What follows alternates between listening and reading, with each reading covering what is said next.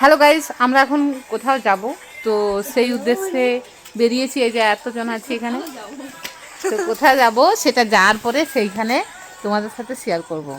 তো এখন আমাদের ট্রেন আসেনি, আর আজকে প্রচণ্ড ট্রেনের গোলমাল আছে আর কি, মানে ট্রেন শুধু ক্যান্সেল হচ্ছে। তো যাই হোক, তো আমাদের জেদ আমরা যাবই, এরকম একটা জেদ নিয়ে নেমেছি আজকে যাবার উদ্দেশ্য নিয়ে। তো এখন পুরো স্টেশন ফাঁকা, কেউ নেই, মানে এই কয়েকজন এসে। আর এখানে রাত্রি, আর এখানে আমি, আর এটা হচ্ছে অনুষ্কা, তোমরা চিনতে পারছো নিশ্চয়ই। এটা হচ্ছে অনুষ্কার মা। হ্যাঁ, আর মেঘদা টিকিট কাটতে গেছে।